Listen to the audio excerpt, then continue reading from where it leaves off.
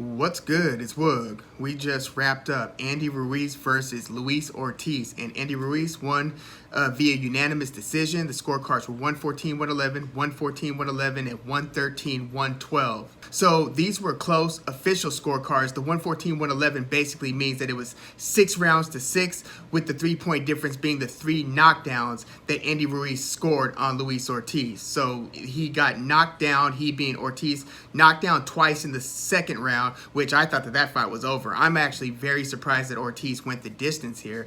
But yeah, there were 2 knockdowns in the second round, 1 more knockdown in the 7th round. And if you want to hear something kind of trippy, Boxing Scene, one of the most credible boxing websites out there, right? They actually had a scorecard that gave Luis Ortiz the win, 113-112. So they had Luis Ortiz winning 8 rounds. But, I think I saw Mike Coppinger's unofficial scorecard. I think he had it 114-111 as well. So a lot of people, most people I see kind of have it around 6 rounds to 6, with, again, a few point difference being those 3 knockdowns. So I could see 6-6. I could see 7-5 Andy Ruiz. It's hard. It's hard to convince me at this point. I need to rewatch it. But, to convince me that Luis Ortiz won more rounds than Andy Ruiz. I could see how the argument could be made, because if you are saying that, say the 2 out of 3 minutes of a round that Luis Ortiz is winning, and he's winning it behind a jab, he's winning it maybe because Andy Ruiz isn't throwing enough punches in that round, so he's more or less controlling the distance, where, if Ruiz does get inside, because I always looked at Ruiz's strategy as being kind of like patiently like picking the lock. You want to pick the lock so you could just take that one step in, so instead of long distance boxing range, you're like short arm boxing range, which, Andy Ruiz is one of these fighters who's actually able to make shorter arms an advantage for him. So once he gets into closer boxing range, then it's all hooks upside the head. And one of the things that I thought was going to be problematic for Luis Ortiz was those hooks upside the head. I mean, Luis Ortiz got dropped by Charles Martin upside the head. And Andy Ruiz, first dropped Anthony Joshua. That first knockdown in their first fight was a hook upside the head. So, Andy Ruiz is looking to come inside, so it's more short boxing range, so he could let those very quick combinations go. So it looked like whenever he was able to find those opportunities, again, he scored 3 knockdowns in this fight. But if Luis Ortiz won, say, 2 minutes out of a round where he's controlling most of it, but those moments that Andy is having are far more dramatic, where, if he's not knocking him down one of those 3 times, that say he, catches him with a punch, and it's usually like maybe the second or third punch of a combination. I mean, he was hitting Ortiz with some straights as well, but sometimes when he would get a combination going and hit him with like maybe the 3rd or 4th punch in an exchange, you would see Ortiz like stagger back, and he did that a few times where he didn't go down. And I'm thinking that a lot of people gave Ortiz some of those rounds where he might have gotten hurt once or twice, where, he looked a little bit stiff-legged, or, he was coming off of a round where he got knocked down and he still looked like he didn't have his legs totally there, but he still manages to control like 2 minutes to, 2 minutes and 15 seconds of the 3-minute round. You could see how Ortiz could kind of win some of those rounds. And I think that you would have to give him a lot of those rounds for him to, nearly even out the scorecards, basically, to where you could have a 113-112, a scorecard in the favor of Andy Ruiz. That's basically giving Luis Ortiz 7 of the rounds if you had a 113-112 Andy Ruiz. So this was a pretty interesting fight. Like, again, I thought that this was about to be over in the second round, because when Luis Ortiz was getting back up, he didn't look totally right, to where the second knockdown in that second round was him basically stumbling forward, trying to hold on to Andy Ruiz, but his legs just weren't there, so he falls forward. The ref says nope, starts with the count. So Luis Ortiz was in all types of trouble there. But it was just interesting that he managed to, fight round over round. And again, he was getting hurt in some of the rounds he didn't get dropped, and was still able to pretty much, at least box evenly, if not slightly outbox Andy Ruiz, who looked like he was just 1 punch away from sending Luis Ortiz to the canvas again if they were to get, up close once again. But, for whatever reason, Andy Ruiz wasn't able to close the show, even after the moments Luis Ortiz was visibly hurt, which you've got to give a ton of credit, for Luis Ortiz's heart. I mean, he might not have his legs still at an elite level, but that heart is, second to none, or else he wouldn't have survived this fight.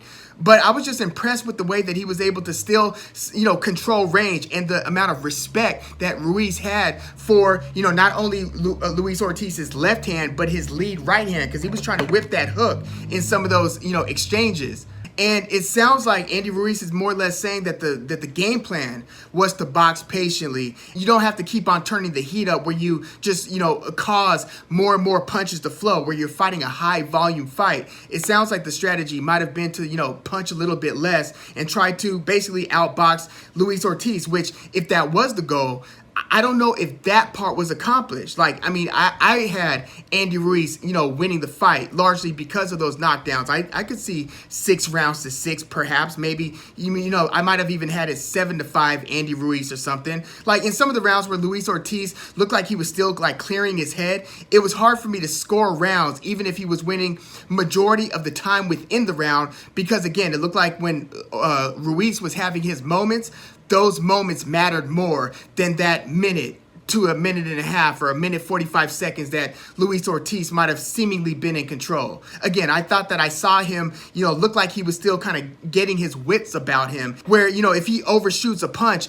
it looked like sometimes he didn't even have the brakes. His legs couldn't hit the brakes, so he would fall forward kind of into Andy Ruiz with his hands still down. Like that third knockdown is it looked like it was after an exchange where Luis Ortiz might have thought that the ref was about to break them up, but then Andy Ruiz is like, wait, we're here, and then throws a quick punch to the side of the head and dropped him again. Again, that was the third knockdown. So Luis Ortiz's legs were obviously fatigued, but again, it speaks to his boxing IQ, the danger of his threat, in his power, and on his timing. One of the knockdowns was basically Luis Ortiz. One of the early knockdowns was him trying to pull the trigger on the left hand, but Ruiz was so quick with his counter that he caught Ortiz upside the head. But aside from that, the timing was pretty good on Ortiz's punches, which is why I think Ruiz was, more reluctant to just continuously keep on causing those exchanges, even though to us, onlookers, it might have looked like, no, Ruiz needs to keep those exchanges going because that's where he's going to find his opportunities to land those big, quick shots, right?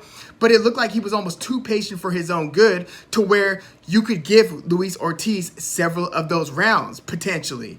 So, yeah, I'm not sure what to make of this one. I mean, I was impressed with, the power punching and the power punch selection of Andy Ruiz. I thought that he could have had more volume. I thought that there were just several moments where the rounds ended up being swing rounds because Ruiz simply wasn't throwing enough. So I thought that he left a little bit on the table, scorecard-wise. And even in this fight going the distance. I'm not knocking somebody for not knocking somebody out, right?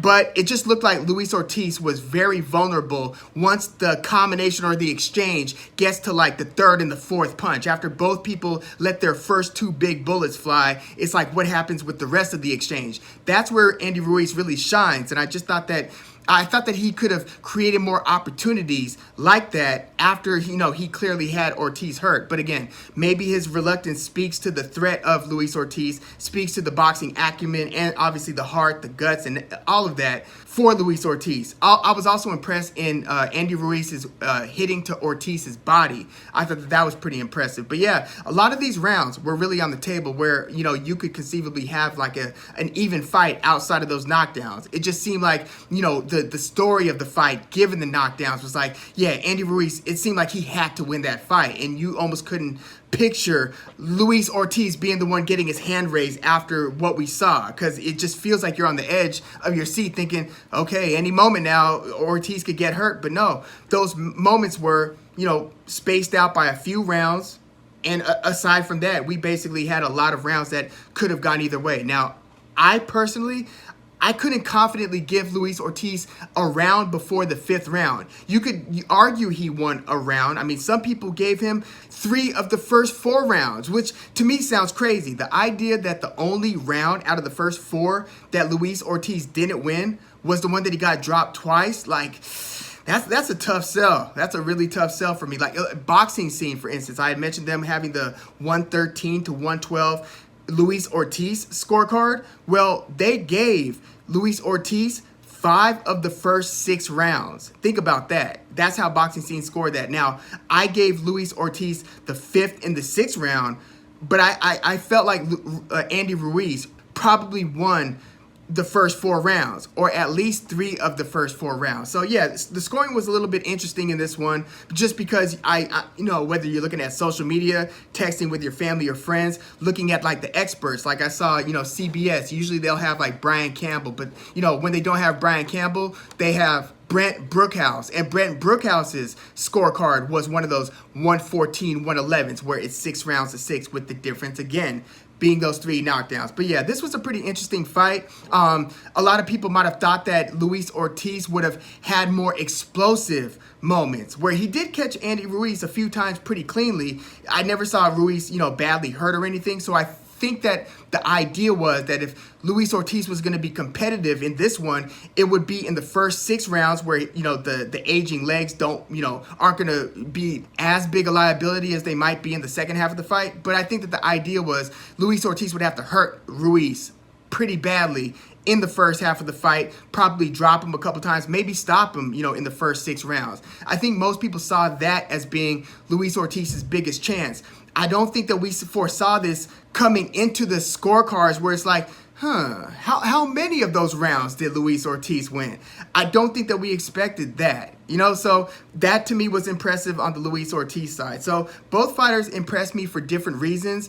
I think that a lot of people are going to come out of this, looking at Andy Ruiz, the winner of this fight, a little bit skeptically. I don't. I thought it was a good performance. I just don't think his boxing was as superior to Luis Ortiz in this case. Although, coming into the fight, Luis Ortiz is a grade A level technical boxer. But I don't think that we, given his age, right, expected him to be able to, arguably, if we're just talking about who won more rounds, to arguably have outboxed Andy Ruiz in 2022 over the course of 12 rounds. So yeah, this was a little, pretty unexpected. Like one of my favorite boxing channels, which by the way, when I was watching some of this fight, I was also in the Boxing Wave, chat, just kind of seeing some of the conversation and commentary in that live chat. Shout out to Boxing Wave and the Boxing Wave community.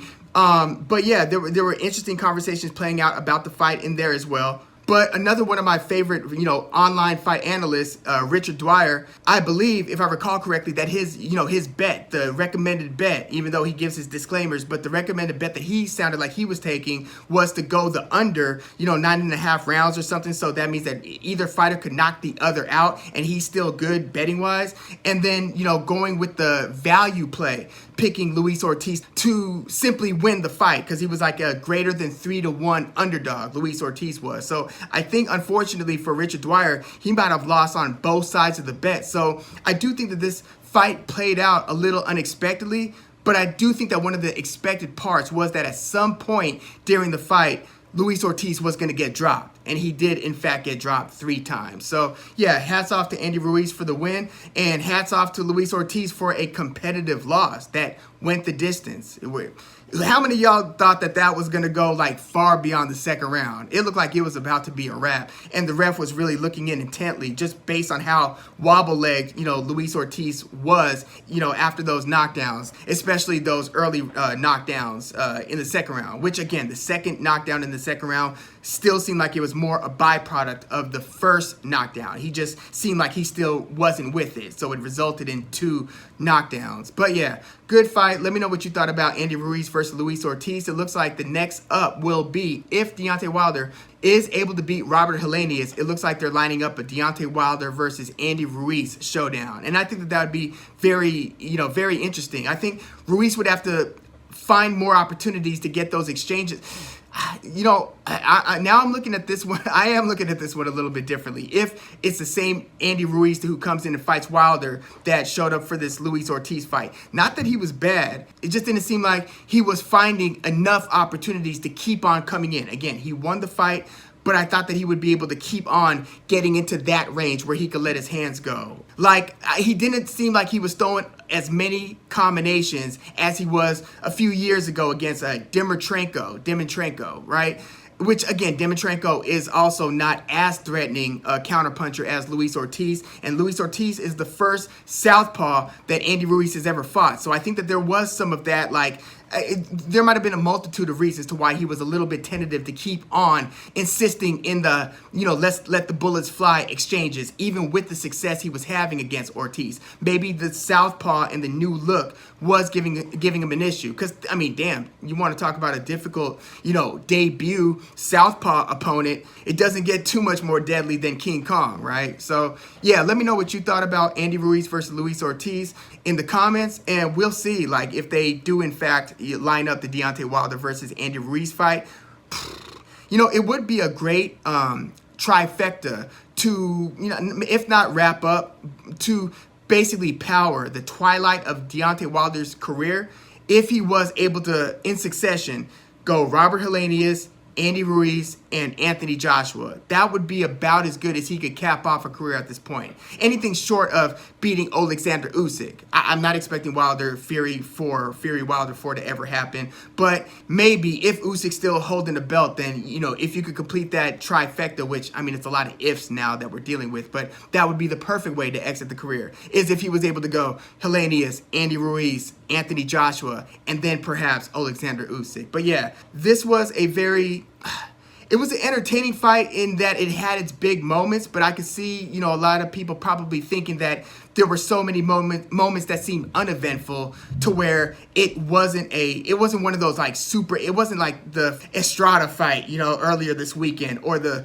fight on the undercard. Check that out, on the Estrada undercard. Whew, that was a back and forth, constant, high drama fight. This one had a lot of technical chess match like lulls, but the big moments were pretty big, but they were just, pretty few and far between, and everything else was, I would say, interesting, if not exciting. But yeah, let me know your thoughts on Ruiz versus Ortiz in the comments, and please like the video, subscribe to the channel if you are into the fight talk.